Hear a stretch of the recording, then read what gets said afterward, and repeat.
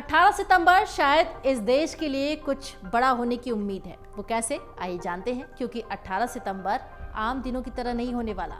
18 सितंबर को ही संसद का विशेष सत्र बुलाया गया है, जिसमें कुछ विशेष चर्चा और विशेष फैसले भी लिए जा सकते हैं।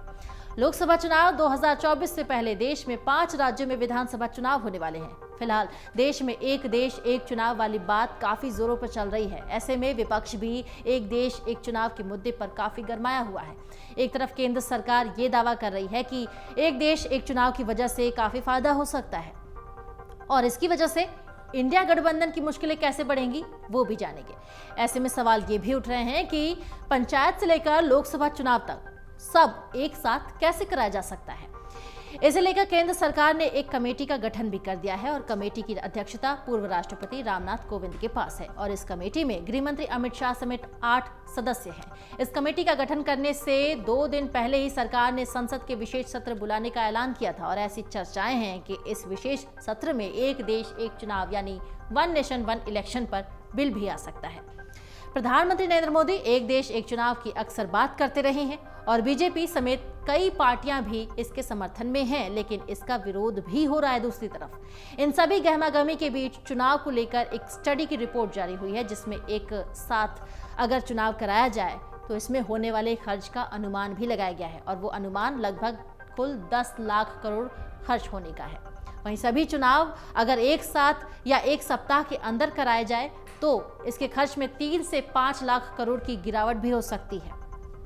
दुनिया के सबसे बड़े लोकतंत्र में चुनाव कराना एक बड़ी चुनौती की तरह है। खासतौर पर जब लोकसभा चुनाव की बात होती है तो चुनाव आयोग को इसके लिए काफी पहले से ही तैयारियां करनी होती हैं। इसमें सुरक्षा से लेकर चुनाव अधिकारियों की नियुक्ति तक, साथ ही वोटिंग मशीनों पर भी सबसे ज्यादा खर्चा किया जाता है।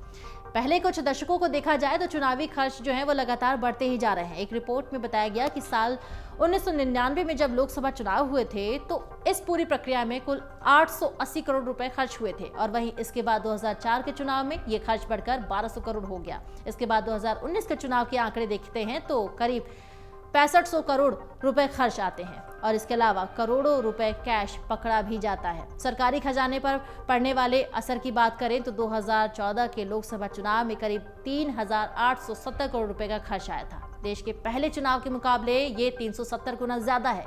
ठीक इसी तरीके से विधानसभा चुनाव में भी हर साल लाखों करोड़ों रुपए खर्च पानी की तरह बहाए जाते हैं।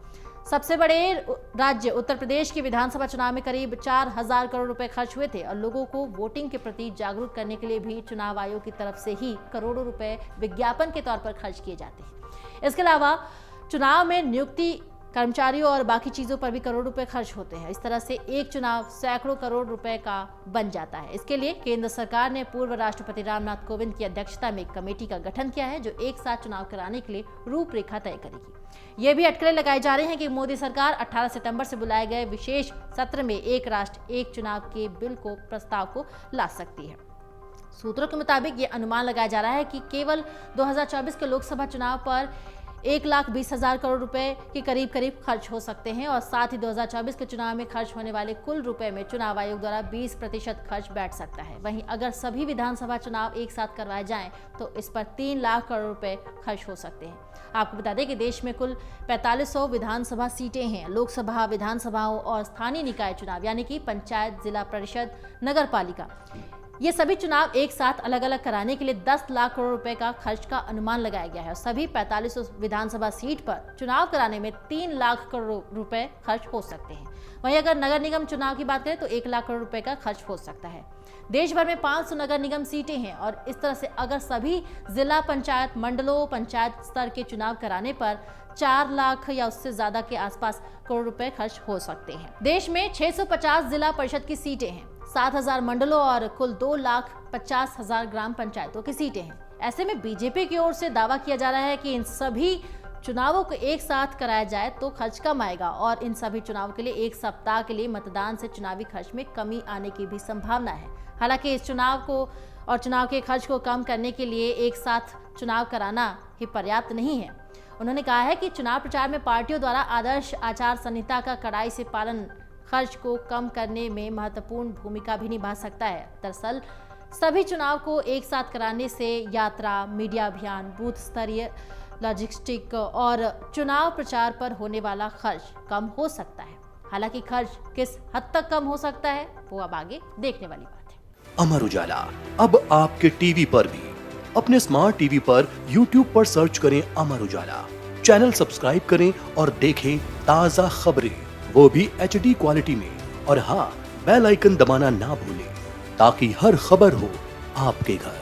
अमर उजाला, निष्पक्ष, निर्भीक, निरंतर।